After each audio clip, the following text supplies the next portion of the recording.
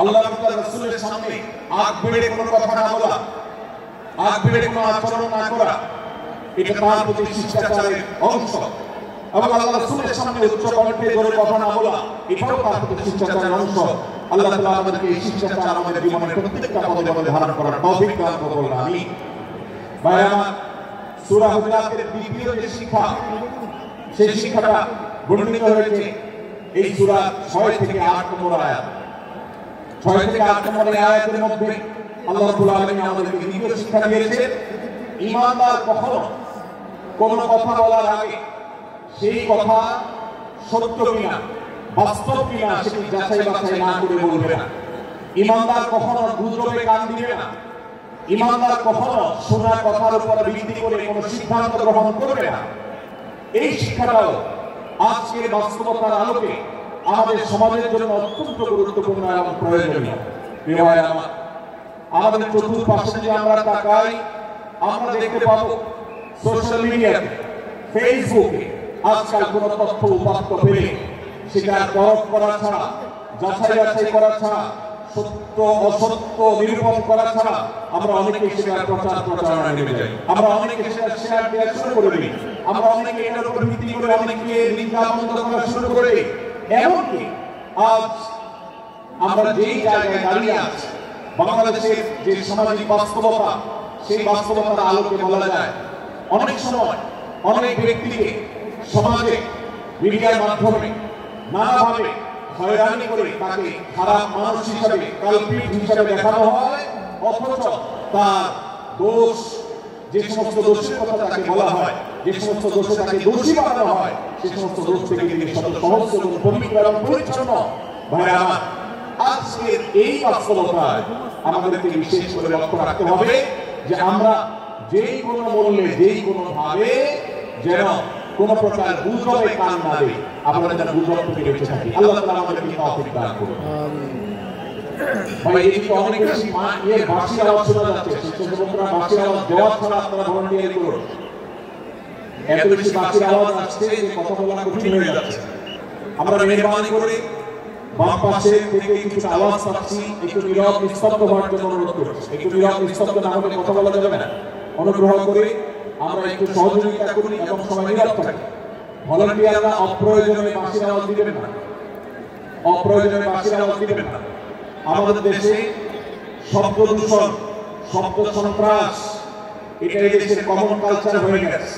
রাস্তায় যাবে, প্রয়োজনে অপ্রয়োজনে গাড়ির হর্ন বাজাবে, যে কোনো প্রোগ্রামে যাবে, প্রয়োজনে অপ্রয়োজনে বাঁশি বাজানো হবে। কদিন আগে 31st নাইট গেছে, আপনারা দেখেছেন।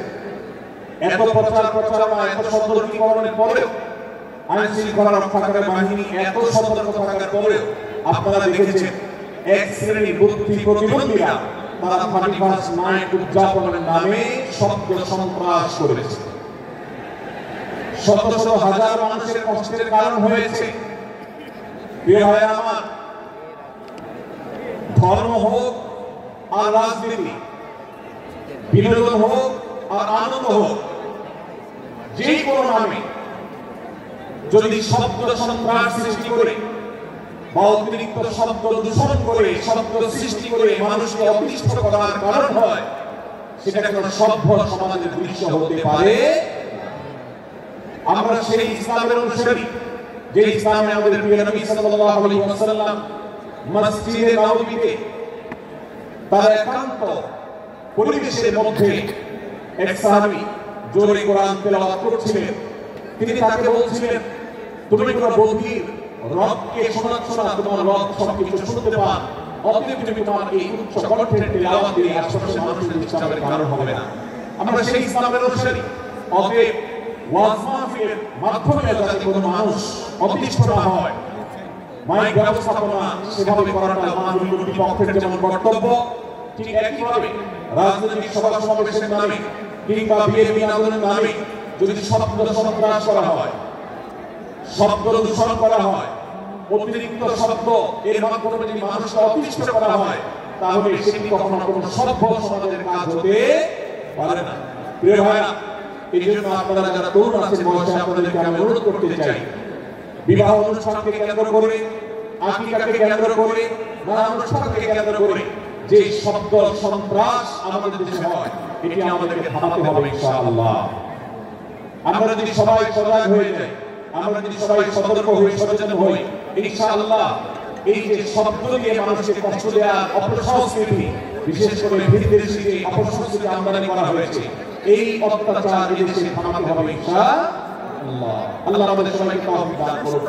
ভাইরা আমার, আমরা আমাদের আশেপাশে কোনো তরুণরা যে এরকম শব্দ করে, গান বাজিয়ে অন্য মানুষকে অতিষ্ঠ করে, ঈদের সময় দেখা যায় বিশেষ করে সে সমস্ত যুবকদেরকে কাউন্সিলিং করতে হবে, তাদেরকে বোঝাতে হবে যে তোমার আনন্দ কখনো আরেকজনের বেদনার কারণ হতে পারে না। বহু হার্ট রোগী আছেন, বহু অসুস্থ মানুষ আছেন, বহু ছোট শিশু আছে যাদের কষ্টের কারণ হয়।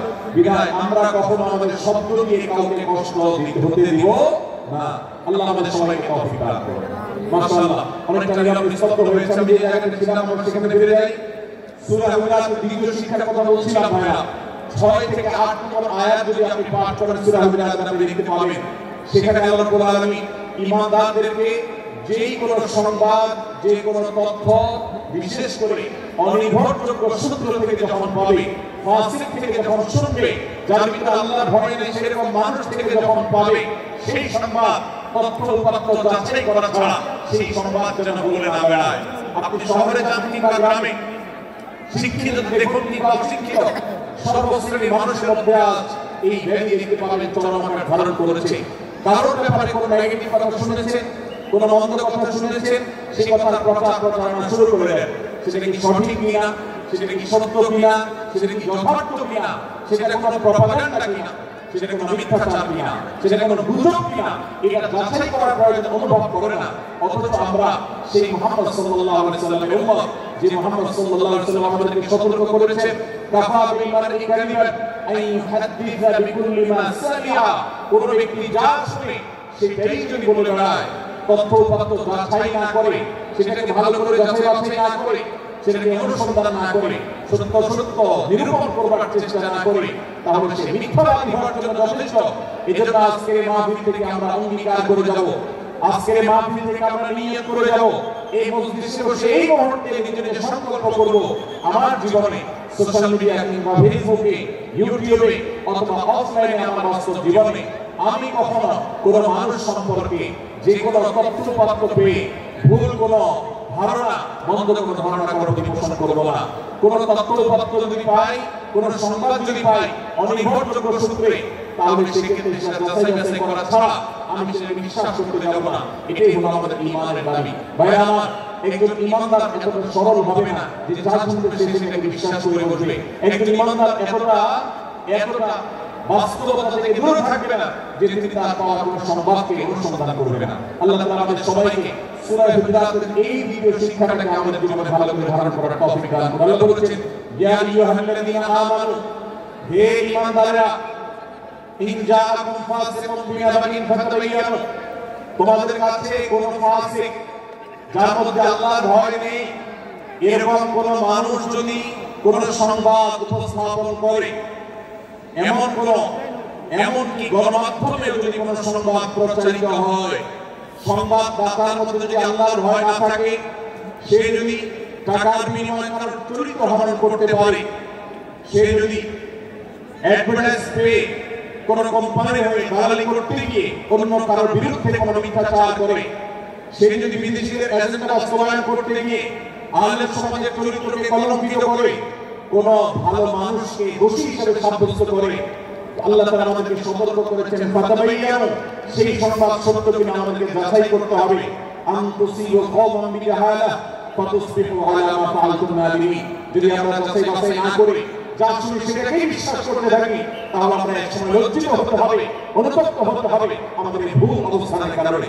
এজন্য ভাইয়া, আজকে এই মাহফিল থেকে আমরা প্রতিশ্রুতি নিজের সঙ্গে দিয়ে যাব যে আমরা কখনো কোন তথ্য উপাত্ত পেলে, কোন সংবাদ পেলে, সেটাকে বিশেষ করে কারোর চরিত্র সম্পর্কে যদি হয়, কারোর সম্পর্কে নেগেটিভ যদি হয়, তাহলে সেটাকে বিশ্বাস করবার আগে ভালো করে অনুসন্ধান করব। যতক্ষণ আমি নিশ্চিত না হব ততক্ষণ পর্যন্ত সেটার প্রচার করব না।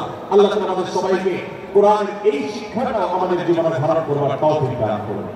ভাইরা, তৃতীয় যে শিক্ষা সূরা হুজুরাতের সেটা হলো আল্লাহ রাব্বুল আলামিন সূরা হুজুরাতের 9 এবং 10 নম্বর আয়াতে ঈমানদারদের মধ্যে যদি কখনো মতভিন্নতা মতপার্থক্য যদি মারামারিতে পরিণত হয়, ঈমানদারদের মধ্যে যদি কখনো দুই পক্ষ গন্ডগোল এবং ফাসাদের মধ্যে লিপ্ত হয়ে যাওয়ার মতো দৃশ্যে অবতারণা হয়, তাহলে আমরা যেন আমাদের মুসলমান ভাইদের ঘর পোড়ার মধ্যে আলো পোড়া দিতে না যাই। আমরা যেন আমাদের মুসলমান ভাইদের মধ্যকার বিভেদকে আরো বৃদ্ধি করতে সহায়তা না করি। আমরা যেন মীমাংসার পথ অবলম্বন করি। আমরা যেন তাদের মধ্যকার দূর সম্পর্কে যে অবনতি হয়েছে সেটাকে দূর করার চেষ্টা করি। আল্লাহ রাব্বুল আলামিন এই নির্দেশ দিয়ে বলেছেন, ওয়া ইন তা'iফাতানি মিনাল মুমিনিনা ফাতাদালু, যদি ঈমানদারদের দুটি দল দুটি গ্রুপ নিজেদের মধ্যে মারামারিতে লিপ্ত হয়ে যায়, ফাসলিহু বাইনাহুমা, তাহলে তোমরা সেই বিবাদমান দুটি দলকে মীমাংসা করবার চেষ্টা করবে। আজ আমাদের মধ্যে এরকম বহু বিষয়কে কেন্দ্র করে মুসলমানদের মধ্যে অনেক সময় মুখোমুখি অবস্থান আমরা দেখতে পাই, যা দুর্ভাগ্যজনক, যা হওয়ার কথা ছিল না। এমন জাগতিক বিষয়ে যেমন হয়, ধর্মের নামে, ইসলামের নামে আজ আমরা হাজার হাজার টুকরা রয়েছে। আজ গোটা বিশ্বে আমাদের মুসলমানদের যে অবস্থান দুর্বল হয়েছে, এর অন্যতম প্রধান কারণ হলো আমাদের অনৈক্য।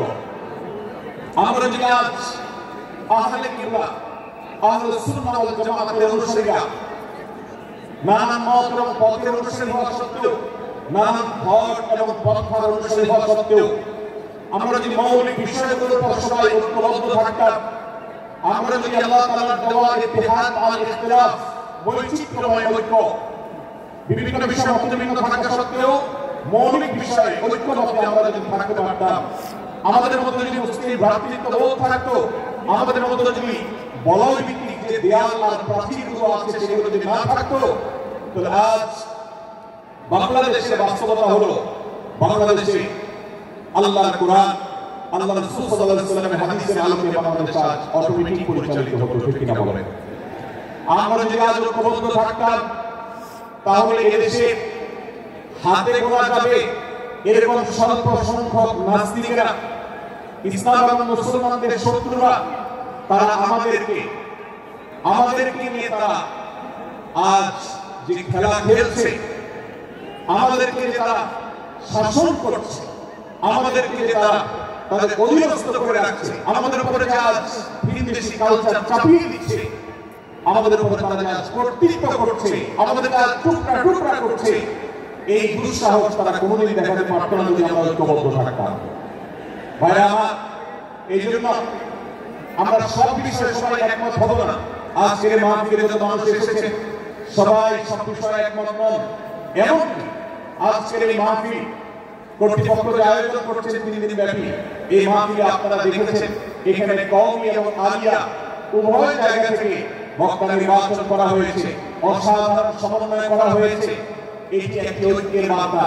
আমরা আশা করব মাঠ পর্যায়ে আমরা যারা কাজ করব, আমরা প্রত্যেকে আমাদের অন্য মতের, ভিন্ন মতের যে সমস্ত মুসলমান ভাইরা আছেন, তার সাথে আপনার কোনো ধর্মগত মতপার্থক্য থাকতে পারে, চিন্তাগত কোনো ভিন্ন মত থাকতে পারে, কিন্তু দিন শেষে তিনি আপনার মুসলমান ভাই, তার আল্লাহ আপনার আল্লাহ এক, তার রাসূল এবং আপনার রাসূল এক, তার কিবলা এবং আপনার কিবলা এক, তার কোরআন আর আপনার কোরআন এক, তার নামাজ আর আপনার নামাজ এক, তার রোজা আর আপনার রোজা এক, তার যাকাত এবং আপনার যাকাত এক, তার সাথে আপনার মোরা এবং মৌলিক বিষয়গুলোর মধ্যে পার্থক্য নেই। অতএব ছোটখাটো বিষয়কে কেন্দ্র করে আপনি যদি তাকে আপনার প্রতিপক্ষ মনে করেন, আপনি যদি তাকে আপনার শত্রু মনে করেন, এটা হবে আপনার ইসলামের জন্য, আপনার জন্য, দেশের মুসলমানদের জন্য সবচেয়ে বড় ভুল। ভাইরা আমার, হাফিজ হযরত আসহাবে থানবী রাহমাতুল্লাহ আলাইহি সর্বশেষ খলিফা আবু বকর রাহমাতুল্লাহ আলাইহি বলতেন, दीन के हर काम करने वालों को रफीक समझो, फरीक न समझो। যারাই আল্লাহর দ্বীনকে বুলন্দ করার জন্য, যারাই আল্লাহর দ্বীনকে সেবা দেওয়ার জন্য, খিদমত করার জন্য কাজ করছে, তার পদ্ধতি তোমার থেকে ভিন্নতা হতে পারে। তাকে তুমি তোমার বন্ধু মনে করো, সহযাত্রী মনে করো, পথযাত্রী মনে করো, সহযোদ্ধা মনে করো, তোমার প্রতিপক্ষ মনে করবে না। প্রিয় ভাইরা আমার, আজ বাংলাদেশে ইসলাম যতটা পিছিয়ে আছে তার প্রধান কারণ হলো আমাদের অনৈক্য। আজ আমরা যদি আমাদের মধ্যকার যে সমস্ত দেয়াল এবং প্রাচীরগুলো অদৃশ্য প্রাচীরগুলো উঠে আছে, যেগুলো আমাদের মুসলিম ভ্রাতৃত্বকে ভেঙে খান করে দিয়েছে, টুকরো টুকরো করে দিয়েছে, যদি আজ আমরা সে সমস্ত অদৃশ্য প্রাচীরগুলো দূরে সরাতে পারতাম, আমার ভিন্ন মতের ভাইকে যদি আমার ভাই মনে করতে পারতাম, তার যদি আমি কল্যাণকামী হতে পারতাম, আল্লাহর কোরআনের ঘোষণা অনুযায়ী এই মুসলমানদের ঐক্যবদ্ধ শক্তিকে দমাবার শক্তি পৃথিবীর কারোর নাই, কারোর নাই, কারোর নাই। আজ আমার ভাইরা ফিলিস্তিনে মার খাচ্ছে, যদি আজ গোটা বিশ্বের মুসলমানরা আমরা ফিলিস্তিনের মুসলমানদের উদ্ধারের ব্যাপারে ঐক্যবদ্ধ থাকতাম, ফিলিস্তিনের মুসলমানদের দিকে চোখ তুলে তাকাবার শক্তি বিশ্বের কোনো কাফেরদের থাকতো না। আজ যদি আমরা আমাদের মুসলমান নির্যাতিত ভাইদের ব্যাপারে সারা বিশ্বের মুসলমানরা ঐক্যবদ্ধ অবস্থান গ্রহণ করতে পারতাম, মুসলমানের দিকে চোখ তুলে তাকাবার শক্তি বিশ্বের কোনো কারো থাকতো না। ভাইরা আমার, গোটা বিশ্বে ঐক্য প্রতিষ্ঠা করা আপনার আমার মতো সাধারণ মানুষের দ্বারা হয়তো সম্ভবপর হবে না, কিন্তু আমরা যারা মাঠ পর্যায়ে কাজ করছি, আমি আপনাদেরকে করজোর করে অনুরোধ করতে চাই, আমি জানি আপনার এলাকাতে, আপনার মহল্লাতে আপনার সাথে অন্য মুসলমান ভাইদের অনেক ক্ষেত্রে মতভিন্নতা আছে। সেটা রাজনৈতিক দৃষ্টিভঙ্গির ক্ষেত্রে হতে পারে, সেটা ধর্মীয় থট এবং মানহাজ মাযহাব মাসলাকগতভাবে হতে পারে, সেটা অন্য কোনো ইস্যু ভিত্তিক মত পার্থক্য হতে পারে। আল্লাহর জন্য, আল্লাহর ওয়াস্তে, আল্লাহর ওই আয়াতকে মেনে আমল করার চেষ্টা করি আমরা। আল্লাহ বলেছেন, ওয়া'তাসিমু বিহাবিল্লাহি জামিআন ওয়া লা তাফাররাকু, তোমরা আল্লাহর রশিকে সবাই ঐক্যবদ্ধভাবে আঁকড়ে করে ধরো, ঐক্যবদ্ধভাবে আল্লাহর রশিকে আঁকড়ে ধরো, তোমরা পরস্পর বিচ্ছিন্ন হয়ে যেও না। আমরা অনেক ফরজের কথা শুনেছি, নামাজ রোজা ফরজ আমরা জানি, বাবা মার প্রতি সদ্ব্যবহার করার ফরজের কথা আমরা জানি, আত্মীয়তার সাথে সুসম্পর্ক, আত্মীয়তার বন্ধন রক্ষার কথা আমরা জানি, ফরজ হওয়ার কথা জানি, কিন্তু মুসলমানদের ঐক্যবদ্ধ থাকতে হবে এই ফরজের কথা আমরা অনেকেই জানি না। ভাইরা আমার, মুসলমানদেরকে আল্লাহ রাব্বুল আলামিন ঐক্যবদ্ধ থাকার নির্দেশ দিয়েছেন। এই ঐক্যটা এর মানে এই নয় যে সবাই এক মতের হয়ে যাবে সব বিষয়ে, বিভিন্ন বিষয়ে আমাদের মধ্যে মত পার্থক্য থাকবে, তারপরে আমরা একে অন্যের সহযোগিতা হব, সহযাত্রী হব, আমরা একে অন্যের কল্যাণকামী হব, একে অন্যের ভালো চাইব। আমার ভিন্ন মতের মুসলমানের কোনো ক্ষতিতে আমি খুশি হব না, তার ক্ষতিতে আমি কষ্ট পাবো, তার সাফল্যকে আমি এনজয় করব, আনন্দিত হব। এটা যদি করতে না পারি, আমি কখনো খালেস এবং সচ্চা মুসলমান হতে পারলাম না। আল্লাহ তাআলা আমাদের অন্তরগুলোকে উদার করে দিন, ব্রড করে দিন, প্রশস্ত করে দিন, বড় করে দিন, উম্মাত ঐক্যের প্রয়াসী হওয়ার তৌফিক দান করুন। আমিন। ভাইরা আমার, আমরা মহল্লায় মহল্লায়, এলাকায় এলাকায়, মসজিদে মসজিদে, আমাদের নিজস্ব বলয়ে, নিজস্ব অঙ্গনে আমরা চেষ্টা করব ভিন্ন ভিন্ন মতের মুসলিম ভাইকেও আমার ভাই হিসাবে আঁকড়ে ধরার, আপন করা।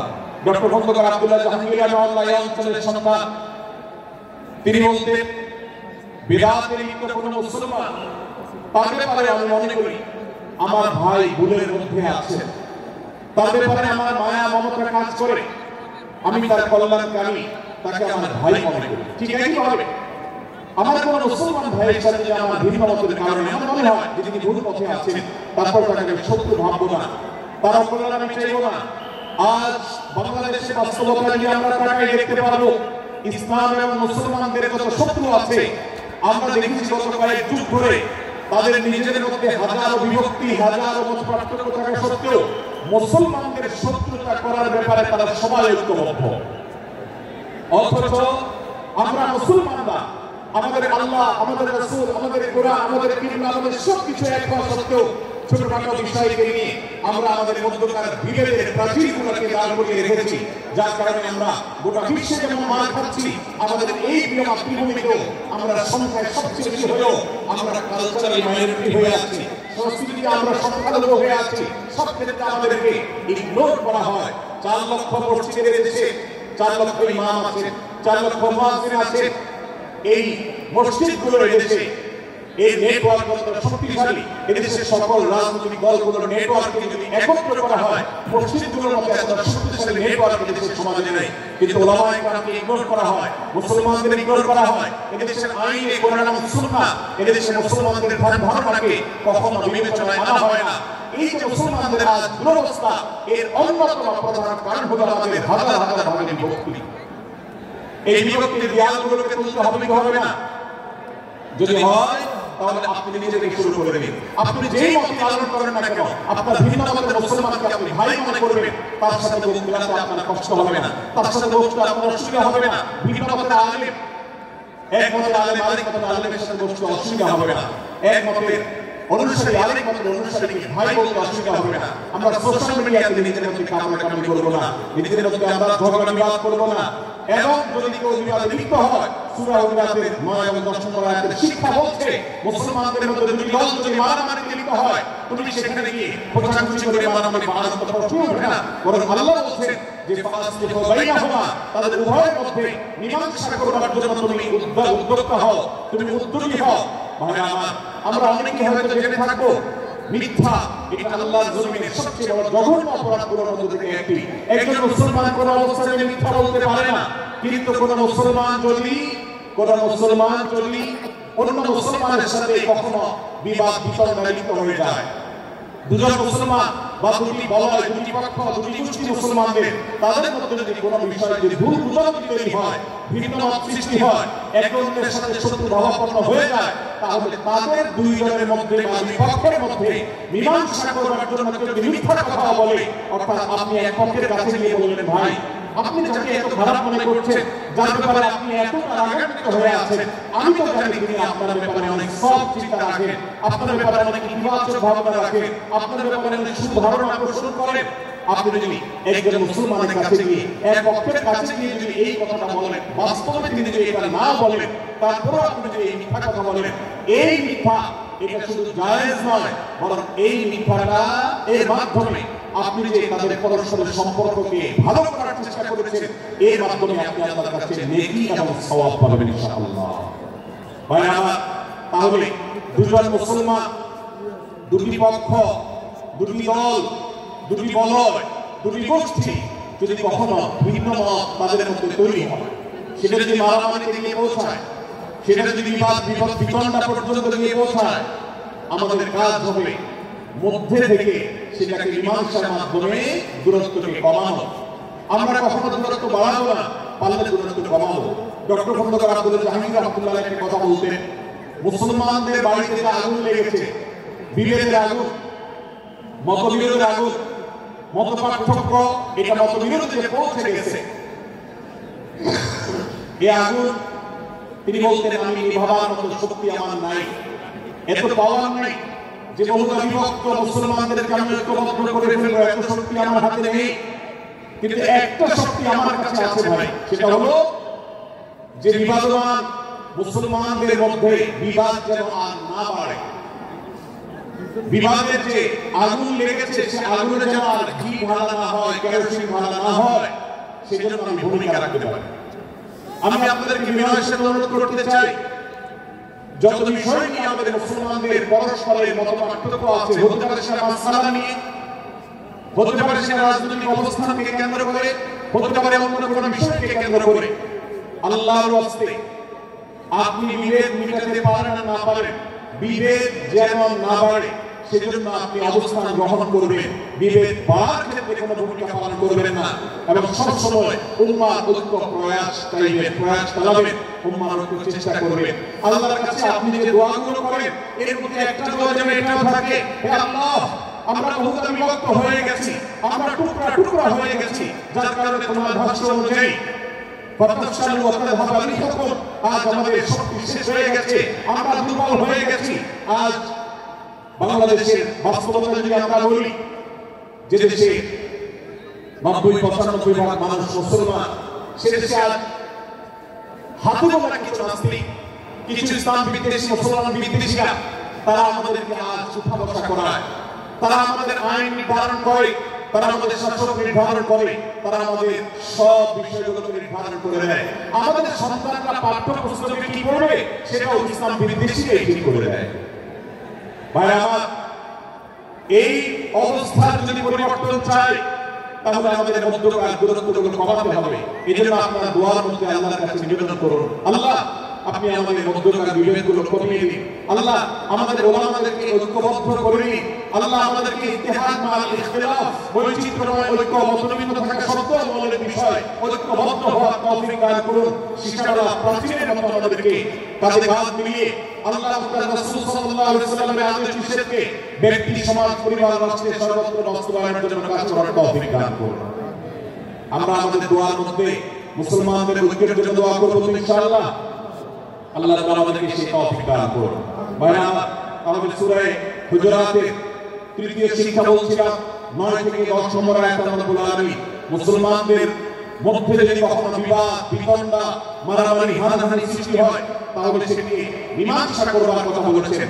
অতএব যদি কোনো স্বামী স্ত্রীর মধ্যেও কখনো মনোমালিন্য তৈরি হয়, আপনার যদি সেখানে ভূমিকা রাখবার সুযোগ থাকে আপনি চেষ্টা করবেন উভয়ের মধ্যে দূরত্বটা কমাবার জন্য।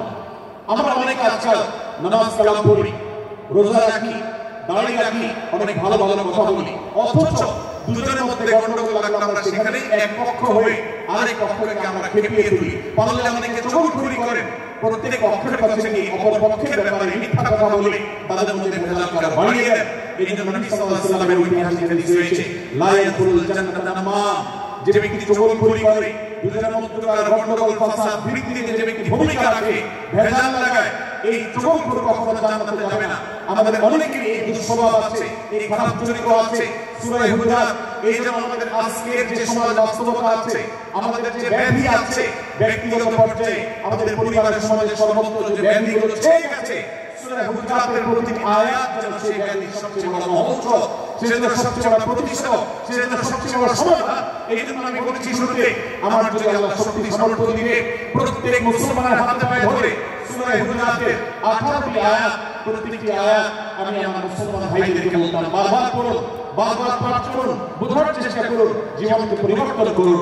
এদেশে নামাজি মুসলমান আপনি কম বেশি পাবেন, এদেশে রোজাদার মুসলমান কম বেশি পাবেন, এদেশে হজ আদায়কারী মুসলমান কম বেশি পাবেন, এদেশে তাসবিহরত মুসলমান কম বেশি পাবেন, কিন্তু এদেশে আচার আচরণ, কাজ কারবার, আখলাক এবং বান্দার হক এবং অধিকার, অন্যের অধিকার সংশ্লিষ্ট বিষয়ে সচেতন মুসলমান আপনি খুব বেশি পাবেন না।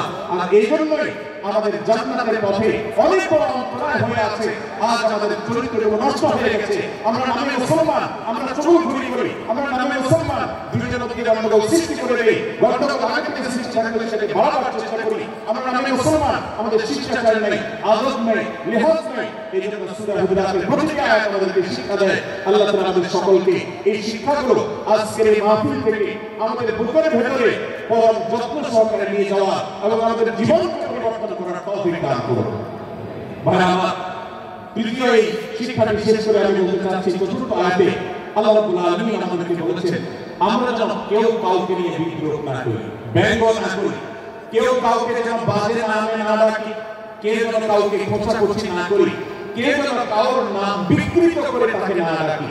ভাই আমার, এই আয়াতটা আমি শুরুতে তেলাওয়াত করেছি। আল্লাহ বলেছেন, ইয়া আইয়ুহাল্লাযীনা আমানু লা ইয়াসখার কওমুম মিন কওমিন আসা আন ইয়াকুনু খায়রাম মিনহুম। হে ঈমানদাররা, হে মুসলমানরা, তোমাদের কেউ যেন অন্য কারোর নাম ধরে অন্য কাউকে ব্যঙ্গ বিদ্রুপ ঠাট্টা না করে। আমরা একে অন্যকে নিয়ে ঠাট্টা করি কি করি না?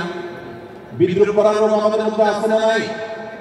ভাই আমার, জাগতিক বিষয় তো আছে, এমনকি দুর্ভাগ্যজনক বাস্তবতা হলো ধর্মের নামে, ইসলামের নামে একদল মুসলমান অপর দল মুসলমানকে নিয়ে হাসি, ব্যঙ্গ, বিদ্রুপ, রাজনীতি এবং নাম বিকৃত করা এবং খোঁচাখুচি করা, এই কাজগুলো আমাদের মধ্যে আছে না নাই? আমরা যারা ইসলামের খেদমত মনে করি, আমার ভিন্ন মতের ভিন্ন দলের মুসলমানকে খোঁচাখুচি করি, আমরা যারা আল্লাহর খেদমত মনে করি, ইসলামের সেবা মনে করি, দাওয়াতের কাজ মনে করি, ইসলাম প্রচার মনে করি, ভিন্ন মতের অন্য দলের মুসলমানকে নিয়ে ব্যঙ্গ বিদ্রুপ আর হাসাহাসি করি, তাদেরকে সোশ্যাল মিডিয়াতে, অনলাইনে, অফলাইনে তুচ্ছ-তাচ্ছিল্য করি, আল্লাহর শপথ করে বলছি, এটা ইসলামের সেবা নয়, এটা হলো প্রবৃত্তির পূজা, এটা হলো আপনার নফসের পূজা, এটা হলো আপনার প্রবৃত্তির গোলামি করা, এটা আল্লাহর গোলামি নয়, এটা ইসলামের খেদমত নয়, এটা ইসলামের বারোটা বাজার। ভাইরা আমার, কোন অবস্থাতে একজন মুসলমান অন্য মুসলমানকে নিয়ে ব্যঙ্গ বিদ্রোহ করতে পারে না। আমার মুসলমান ভাই যদি কোনো ভুল কথা বলে, ভুল কাজ করে, আমি যথাযথ নিয়মে তাকে সংশোধনের চেষ্টা করব, সমালোচনা করার দরকার হলে সেটাও করব, কিন্তু হাসাহাসি নয়, বিদ্রোহ নয়, ব্যঙ্গ করা নয়। আজ আমাদের তরুণদের মধ্যে এটা একটা আর্টে পরিণত হয়েছে। আপনারা রোস্টিং ভিডিওর কথা কম বেশি সবাই জেনে থাকবেন। রোস্টিং ভিডিওর কথা আপনারা জানেন কি জানেন? ভাই আমার, রোস্টিং ভিডিও নামটা দেখেন, অর্থাৎ কাউকে রোস্ট করা। আমরা মুরগি রোস্ট করার কথা জানি, এখন মানুষ রোস্ট করার সিস্টেম শুরু হয়েছে। একজন মানুষের কোনো ভুল কিছু পেয়েছেন, অবশ্যই আপনি সমালোচনা করবেন। আপনি একজন মুসলমান হিসেবে জানতে হবে, কারণ ভুলের সমালোচনার মূলনীতি আছে, মূলনীতি আছে না নেই।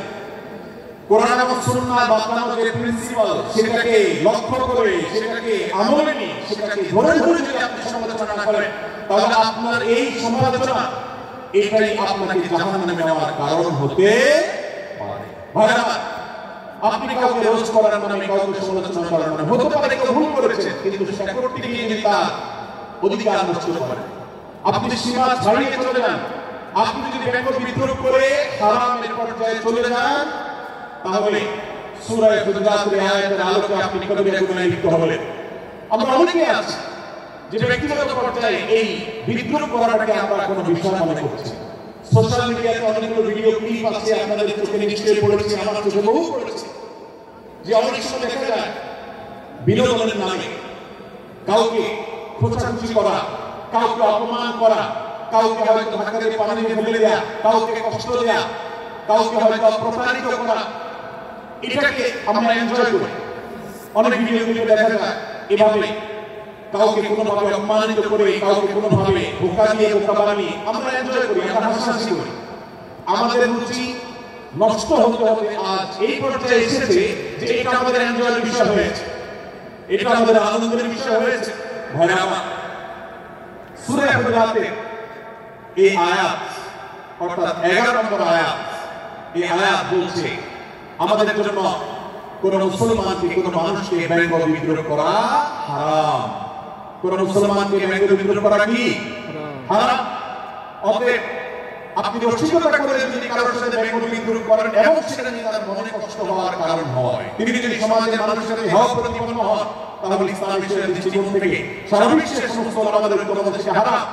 আমরা চুরি করা হারাম জানি, আমরা ডাকাতি করা হারাম জানি, আমরা মাদক সেবন করা হারাম জানি, আমরা নামাজ ত্যাগ করা হারাম জানি। এই সমস্ত হারাম থেকে আমরা অনেকেই বেঁচে থাকি, কিন্তু আমি আমার মুসলমান ভাইয়ের চরিত্র হনন করছি শুধুমাত্র সাধারণ জীবনযাত্রার ক্ষেত্রে করছি তা নয়, এমনকি ধর্মের নামে, ইসলাম প্রচারের নামে, দাওয়াতের নামে আমরা আমাদের প্রতিপক্ষ মুসলমান ভাইকে নিয়ে অনেক সময় ব্যঙ্গ বিদ্রোহ করি, হাসাহাসি করি, তাকে ছোট করি, তার ছিলের করি, হেয় করি, তার সম্মানহানি করি। আমরা জানি না আমাদের প্রিয় নবী সাল্লাল্লাহু আলাইহি ওয়াসাল্লাম এর একটা হাদিস আমাদের সামনে রয়েছে, সহিহ মুসলিমে বর্ণিত হয়েছে। নবী করিম সাল্লাল্লাহু আলাইহি ওয়াসাল্লামের হাদিস আজ সবচেয়ে অসহায় হাদিস। অসহায় হাদিস এই জন্য বললাম যে আজকে এই হাদিসের উপরে কেউ আমল করে না, এই হাদিসটাকে কেউ পাত্তা দেয় না, এই হাদিসকে কেউ গুরুত্ব দেয় না, অথচ এই হাদিস প্রত্যেক মুসলমানের মুখে মুখে ঝুলিয়ে রাখা দরকার। এই হাদিস আমাদের ঘরে ঘরে ঝোলানো দরকার, এই হাদিস আমাদের অফিসগুলোতে শোভা পাওয়া দরকার, এই হাদিস আমাদের জীবনে বাস্তবায়ন হওয়া দরকার। নবী করিম সাল্লাল্লাহু আলাইহি ওয়াসাল্লাম সেই হাদিস বর্ণনা করেছেন। আবু হুরায়রা রাদিয়াল্লাহু আনহু তিনি বলেছেন, লা তাহাসাদু, লা তাহাসাদু, হে মুসলমানরা, তোমরা কেউ কাউকে কখনো হিংসা করবে না, কেউ কাউকে হিংসা করবে না। আমাদের মধ্যে হিংসা আছে না নাই? হিংসা আছে না নাই? আমরা একে অন্যকে হিংসা করি। একদল মুসলমান অন্য দল মুসলমানকে হিংসা করে, কেউ কারো ভালো দেখতে পারে না। ভাই আমার, আল্লাহ নবী বলেছেন, লা তাহাসাদু, তোমরা একে অন্যকে হিংসা করো না। ওয়ালা তানাজাসু, কেনা বেচা করতে গিয়ে কেউ কাউকে ধোঁকা দিও না, প্রতারণা করো না। ওয়ালা তাবাগাদু, তোমরা একে অন্যের সাথে শত্রুতা বিদ্বেষ পোষণ করবে না। ওয়ালা তাদাবারু, তোমাদের কেউ যেন কারোর পেছনে লেগে না থাকে, কাউকে অবজ্ঞা যেন না করে। ওয়ালা ইয়াবি আহাদুকুম আলা বাইআতি, এবং তোমাদের কেউ যেন আরেকজনের কেনাবেচার উপরে সেখানে ইন্টারফেয়ার করে সে যেন সেখানে কোন প্রকার ক্ষতিগ্রস্ত কাউকে না করে। ওয়াকুনু ইবাদাল্লাহি ইখওয়ানা, হে মুসলমানরা তোমরা আল্লাহর বান্দা ভাই ভাই হয়ে থাকো। তোমাদের মধ্যে মত পার্থক্য থাকুক, দলগত মত পার্থক্য, অবস্থানগত মত পার্থক্য, ধর্মগত মত পার্থক্য, মাযহাব মাসলাকগত মত পার্থক্য থাকুক, কিন্তু তোমরা আল্লাহর বান্দা ভাই ভাই হয়ে থাকো। এক দলের মুসলমানকে আল্লাহ তাআলা ভাই ভাই হতে বলেন নাই, এক গ্রুপের মুসলমানকে আল্লাহ ভাই ভাই হতে বলেন নাই, এক দলের মুসলমানকে আল্লাহ ভাই ভাই হতে বলেন নাই, নিজ দলের মুসলমানদের সাথে আল্লাহ ভাই ভাই থাকতে বলেন নাই। আল্লাহ বলেছেন সকল মুসলমানদের সাথে ভাই ভাই হয়ে থাকার জন্য, ভ্রাতৃত্বের বন্ধনে থাকার জন্য। এইজন্য আল্লাহ নবী সাল্লাল্লাহু আলাইহি ওয়াসাল্লাম সেই নির্দেশ করেছেন। আল্লাহ নবী সাল্লাল্লাহু আলাইহি ওয়াসাল্লাম আরো বলেছেন, আল মুসলিমু আকুল মুসলিম, মুসলমান মুসলমানের ভাই, লা ইয়াজলিমুহু ওয়ালা ইয়াখযুলুহু, কোন মুসলমান কোন মুসলমানকে জুলুম করতে পারে না, তার আইন ঝেড়তে পারে না, তার জমি দখল করতে পারে না, তার অধিকার নষ্ট করতে পারে না, তাকে কথা দিয়ে অত্যাচার করতে পারে না, ওয়ালা ইয়াখযুলুহু, তাকে অপমানিত করতে পারে না, লাঞ্ছিত করতে পারে না, ওয়ালা ইয়াকযিবুহু, তার সাথে মিথ্যা বলতে পারে না, ওয়ালা ইয়াকযিবুহু, তাকে তাচ্ছিল্য করতে পারে না। আত-তাকওয়া হাহুনা, আত-তাকওয়া হাহুনা, আত-তাকওয়া হাহুনা, নবী তিনবার নিজের বুকের দিকে তাকিয়ে দেখিয়েছেন, তাকওয়া এখানে, তাকওয়া এখানে, তাকওয়া এখানে। আমাদের অন্তরকে ভালো করতে হবে, সমস্ত মুসলমানদের জন্য উদার হতে হবে, কলিজাকে বড় করতে হবে, মনটাকে ব্রড করতে হবে, প্রশস্ত করতে হবে, অন্য মুসলমানকে ভাই মনে করতে হবে। কোন ভিন্ন আমাদের মুসলমানের সাথে শত্রুতা পোষণ করা যাবে না। ভাই আমার, অতএব এই হাদিসকে সামনে রেখে এই হাদিসের শেষ অংশে নবী সাল্লাল্লাহু আলাইহি ওয়াসাল্লাম বলেছেন, আল মুসলিমু কুল্লুল মুসলিমি আলাল মুসলিমি হারামুন দামুহু ওয়া মালুহু ওয়া ইরদুহু। এক মুসলমানের জন্য অন্য মুসলমানের তিনটি জিনিসকে আল্লাহ তাআলা হারাম করে দিয়েছেন। কোন মুসলমানের রক্ত এটা প্রবাহিত করা, কাউকে হত্যা করা যেরকম হারাম, কোন মুসলমানের সম্পদ অন্যায়ভাবে আপনি ভোগ করবেন, দখল করবেন, মেরে দিবেন, এটা হারাম। ঠিক একইভাবে কোন মুসলমানের সম্মান নষ্ট করবেন, ইজ্জত নষ্ট করবেন, সম্মান নষ্ট করবেন, অপমান করবেন, এটাকে আল্লাহ তাআলা হারাম করেছেন। আল্লাহ তাআলা আমাদের সবাইকে অন্য মুসলমানদের ব্যাপারে এরকম দায়িত্বশীল ভূমিকা রাখার তৌফিক দান করুন। আমিন। ভাই আমার, সূরা ইখলাসের 4 নম্বর আয়াতের শিক্ষাকে ধারণ করে আমরা কারোর প্রতি ব্যঙ্গাত্মক আচরণ করব না। অনেক মুসলমান আছেন অন্য মুসলমানদের নাম ধরে ধরে বিদ্রুপ ব্যঙ্গ করেন, নাম বিকৃত করেন। অনেক সময় আমরা রসিকতা করে আমাদের অনেকের নাম বিকৃত করি। আল্লাহ সুবহানাহু ওয়া তাআলা এটা হারাম করেছেন। এমন কি নবী সাল্লাল্লাহু আলাইহি ওয়াসাল্লাম বলেছেন, লা তাকুল লিকাসিরিন ইয়া কাসিরু, কোন খাটো বা বেটে মানুষকে হে বেটে, হে খাটো এরকম বলে দেখো না। নবী সাল্লাল্লাহু আলাইহি ওয়াসাল্লাম বলেছেন, এভাবে ডাকলে তিনি অপমানিত হন। আল্লাহ তাকে ভাবে সৃষ্টি করেছেন। আমরা অনেক সময় দেখা যায় একজনকে খোঁচা মারতে গিয়ে তার গায়ের রং কালো হলে, তিনি দেখতে আকারে ছোট হলে তাকে আমরা ব্যঙ্গ করি, বিদ্রোহ করি, তাকে আমরা তাচ্ছিল্য করি, তাকে আমরা অপমান করি, তাকে আমরা অপদস্থ করি। ভাই আমার, এটা আমাদের জন্য হারাম। আমি আবার বলছি, চুরি হারাম আমরা জানি, ডাকাতি হারাম আমরা জানি, আমরা অন্য হারামের কথা জানি, কিন্তু এই যে এক মুসলমান অন্য মুসলমানের অধিকার নষ্ট করা হারাম, এটা আমরা জানি না। এক মুসলমান অন্য মুসলমানের নাম বিকৃত করা হারাম, এটা আমরা জানি না। এই ব্যাপারে আমরা দেখেছি যে আমরা যারা ইসলামের দাওয়াতের কথা বলি, কোরআন হাদিসের কথা বলি, তারাও দেখা যায় সোশ্যাল মিডিয়াতে, ফেসবুকে একদল মুসলমান অন্য দলের মুসলমানদেরকে নানা বাজে উক্তি দিয়ে ডাকাডাকি করে, বিকৃত নামে ডাকে, বিকৃত উপাধি দেয়, খারাপ কথা বলে, অমুকের দালাল তমুকের দালাল ইত্যাদি ধারণা করে কথা বলে। এই কাজগুলো খারাপ, এগুলো আমরা কখনো করবো না। 5 নম্বর যে শিক্ষা আছে সূরা হুজুরাতের, সেটা হলো 12 নম্বর আয়াতে আল্লাহ রাব্বুল আলামিন এখানে কুধারণা করাকে হারাম করেছেন, মন্দ ধারণা করতে আল্লাহ তাআলা নিষেধ করেছেন, এবং গীবত করতে পেছনে রাখতে নিষেধ করেছেন। ভাইরা আমার, এই একটি আয়াত অর্থাৎ সূরা হুজুরাতের 12 নম্বর আয়াত, এই আয়াতটি শিক্ষা ধারণ করে যদি আমরা আমাদেরকে শুধরাতে পারি, সংশোধন করতে পারি, তাহলে ইসলামের মেইন যে কাজগুলো আছে, ঈমানকে বিশুদ্ধ করা এবং শিরক মুক্ত ঈমান আনা, 5 ওয়াক্ত নামাজ পড়ার পর, বান্দার হক আদায়ের পর, এই আয়াতের পর আমল করলে আপনার জান্নাতে যাওয়ার সবচেয়ে বড় বাধা দূর হয়ে যাবে ইনশাআল্লাহ। ভাইরা আমার, যে আয়াত আল্লাহ তাআলা আমাদেরকে কারোর প্রতি মন্দ ধারণা করতে নিষেধ করেছেন, গীবত করতে নিষেধ করেছেন, কারোর পেছনে লাগাই করতে নিষেধ করেছেন, সে আয়াতে আল্লাহ রাব্বুল আলামিন বলেছেন, ইয়া আইয়ুহাল্লাযীনা আমানু ইজতানিবু কাসীরাম মিনাল যান, হে ঈমানদাররা, হে মুসলমানরা, তোমরা কারোর প্রতি ধারণা, মন্দ ধারণা তোমরা করো না, এটা থেকে বিরত থাকো। অনেক ধারণা অর্থাৎ মন্দ ধারণা এটা গুনাহ, এটা থেকে বিরত থাকো। ইন্না বা'দাজ যান্নি, কারণ কিছু কিছু ধারণা আছে যেগুলো মানুষের সম্পর্কে কোন তথ্য উপাত্ত ছাড়া নিছক ধারণা প্রসূত মন্দ ধারণা করা হয়, সেগুলো গুনাহের কারণ, সেগুলো অপরাধের কারণ, সেগুলো কবিরা গুনাহ, সেগুলো পাপাচার, সেগুলো আল্লাহর অসন্তুষ্টির কারণ, সেগুলো আল্লাহর অবাধ্যতার কারণ। এজন্য ভাই কারোর প্রতি মন্দ ধারণা করা যাবে না। এক্ষেত্রে আমি জানি আমাদের ব্যক্তিগত পর্যায়ে কারোর ব্যাপারে কোনো কিছু কথা উঠেছে অথবা সামান্য একটা সন্দেহ তৈরি হয়েছে, আমরা তার চরিত্র নিয়ে টানাটানি করি। আমরা জানি না একজন মুসলমানের চরিত্রের মূল্য কত বড়। আমার কাছে সুস্পষ্ট প্রমাণ আসা পর্যন্ত কোনো মুসলমানের চরিত্র আমার ব্রেন করবার কোনো অধিকার আমার নাই। এই জন্য একজন মুসলমান কখনো কারোর প্রতি কুধারণা করবে না, মন্দ ধারণা পোষণ করবে না, খারাপ ধারণা পোষণ করবে না। আল্লাহ তাআলা আমাদেরকে এবং মুসলমানের সম্পর্কে খারাপ ধারণা করা থেকে বেঁচে থাকার তৌফিক দান করুন। ভাই আমার কিছুটা বিশৃঙ্খলা দেখা যাচ্ছে, আমরা আপনাদেরকে বিনীতভাবে অনুরোধ করতে চাই, অনুগ্রহ করে সবাই বসে পড়ুন। আমাদেরকে সূরা হুজুরাতের পঞ্চম শিক্ষা দিয়েছেন। মুসলমানদের জন্য যা গুরুত্বপূর্ণ তা হলো আমরা কারোর প্রতি মন্দ ধারণা করব না। এই ক্ষেত্রে ডক্টর আব্দুল জাহাঙ্গীর মহম্মদ একটা উক্তি আমার মনে পড়ে, তিনি বলেছেন যে আজ আমাদের যারা ধর্ম চর্চা করি, আমরা যারা নিজেদেরকে প্র্যাকটিসিং মুসলমান মনে করি, আমাদের সবচেয়ে হুজুরদের সবচেয়ে পছন্দের গুনাহ হলো মন্দ ধারণা করা, অন্যের ব্যাপারে খারাপ ধারণা করা। অমুক অমুকের দালাল, অমুক অমুকের দালাল, কোন তথ্য উপাত্ত ভিত্তি প্রমাণ ছাড়া নিছক ধারণার উপর ভিত্তি করে অন্য মুসলমান ভাইকে আমি এরকম নানা তকমা দিয়ে আমরা কবিরা গুনাহে লিপ্ত হচ্ছি। আমরা এই ধারণা করা, মন্দ ধারণা করা বলে অনেকে জানি না। অনেকের পেছনে লাগছে, অনেকের ওয়াজ শুনছি দোষ বাই করার জন্য, স্ট্যাটাস করছি ভুল বাই করার জন্য। এই যে মানুষের পেছনে লাগা, এটা আল্লাহ তাআলা নিষেধ করেছেন, ওয়ালা তাজাসসু, তোমরা কেউ কারোর ছিদ্র অন্বেষণ করা, দোষ আবিষ্কার করার চেষ্টা করবে না, এবং ওয়ালা ইয়াতাবাদুকুম বা'দা, কেউ কারোর বিপদ শিকায়ত করবে না। এই আয়াতে আমাদেরকে কেউ কারোর পেছনে পরনিন্দা করতে নিষেধ করেছেন। ইসলাম বলে আমরা মানুষের সামনে মানুষের ভুলের কথাগুলো বলবো বিনয়ের সাথে, যাতে তিনি সংশোধিত হন, আর তার পেছনে প্রশংসা করবো। আমরা করি উল্টা, আমরা মানুষের সামনে এসে মানুষের প্রশংসা করি আর তার পেছনে গিয়ে তার দুর্নাম করি। ইসলামকে যদি আমরা মানতাম, সমাজটা সুন্দর হয়ে যেত। আমরা যদি সামনে কারো গুণ বলতাম তাহলে তিনি সংশোধিত হতেন, আর পেছনে যদি গুণ বলতাম তাহলে তিনি ভালো, সেখান থেকে শিক্ষা গ্রহণ করতেন। সূরা হুজুরাতের 6 নম্বর শিক্ষা 13 নম্বর আয়াতে আল্লাহ তাআলা বলেছেন যে আমাদের সবার গোড়া কোথা থেকে এসেছে, আমাদের গর্বের কোনো বাহ্যিক কারণ নাই তাকওয়া ছাড়া।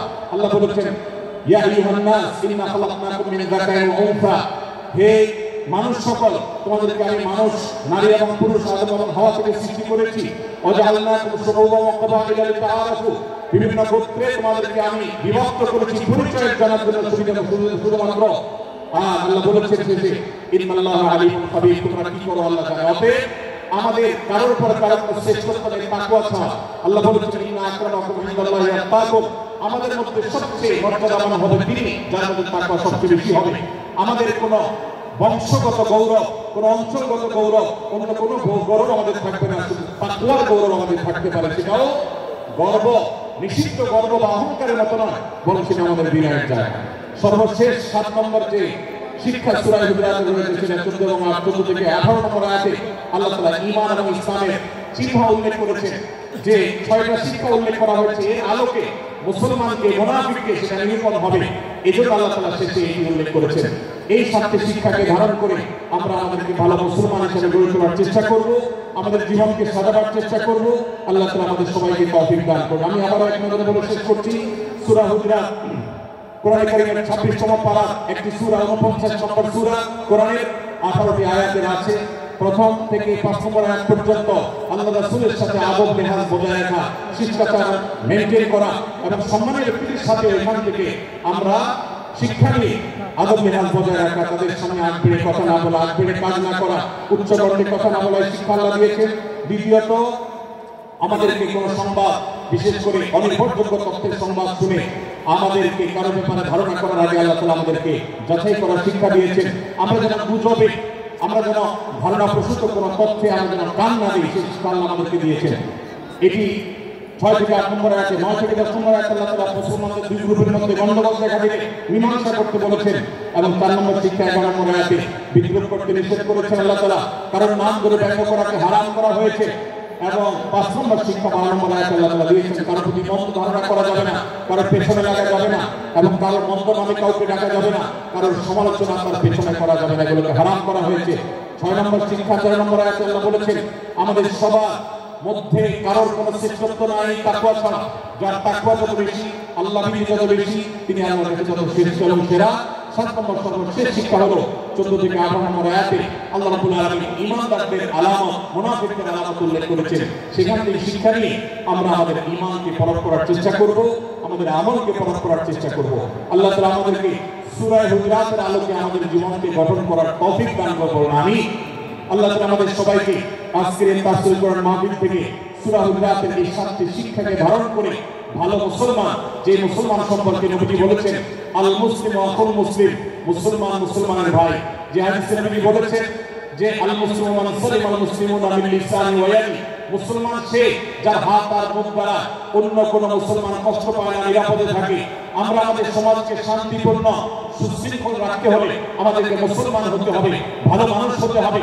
আমাদের হাত মুখ দ্বারা কেউ কষ্ট পাবে না, কারো হক নষ্ট করব না, কারো অধিকার নষ্ট করব না, কারো কষ্টের কারণ হব না, কাউকে আঘাত করব না, কাউকে গালি দিব না, কারোর কোনো প্রকার অধিকার খর্ব করব না, জুলুম করব না। আল্লাহ তাআলা আমাদের সবাইকে কোরআন এবং হাদিস যে মুসলিমের চিত্র অঙ্কন করেছে, কোরআন এবং হাদিসে মুসলিমের যে রূপরেখা বর্ণনা করেছে, কোরআন এবং হাদিসের আদর্শ মুসলমানের চিত্র উপস্থাপন করেছে, আল্লাহ আমাকে আপনাকে আমাদের সবাইকে সেই মুসলমান হওয়ার তৌফিক দান করুন, আমিন। ভাই আমার, আমরা মুসলমানরা যদি কোরআন হাদিসের আলোকে সেই আদর্শ মুসলমান হতে পারি, বিশ্বের মানচিত্র পরিবর্তন হতে সময় লাগবে না, বাংলাদেশের পরিস্থিতি পরিবর্তন হতে সময় লাগবে না। তবে সবকিছুর আগে আমাদেরকে বদলাতে হবে, আমাদেরকে মুসলমান হতে হবে, কোরআন এবং হাদিসের বাস্তব অনুসারী হতে হবে। প্রকৃত কোরআন হাদিসের অনুসারী হতে পারলে ইনশাআল্লাহ ইসলামের জয় হবে, কোরআন হাদিসের বিজয় হবে, মুসলমানদের বিজয় হবে, মুসলমানদের দুর্দিনের পরিবর্তন আসবে। আমরা বিশ্ববাসীকে দেখাতে পারবো আমরা সবচেয়ে আদর্শবাদী, আমরা বিশ্বের মানবতার সবচেয়ে বড় আমরা অনুসারী এবং মানবতাকে সবচেয়ে বেশি প্রতিষ্ঠাকারী। আল্লাহ তাআলা আমাদের সবাইকে বিশ্ব মানবতাকে, আমাদের ইসলামের সৌন্দর্যকে আমাদের ব্যক্তি জীবনে চর্চা করার মধ্য দিয়ে, পরিবার এবং সমাজে চর্চা করার মধ্য দিয়ে ইসলামের সৌন্দর্যকে আল্লাহ তাআলা তুলে ধরার তৌফিক দান করুন। জাযাকুমুল্লাহু খাইরান ওয়া আখিরু দাওয়ানা আলহামদুলিল্লাহি রাব্বিল আলামিন। ওয়াসসালামু আলাইকুম ওয়া রাহমাতুল্লাহি ওয়া বারাকাতুহু।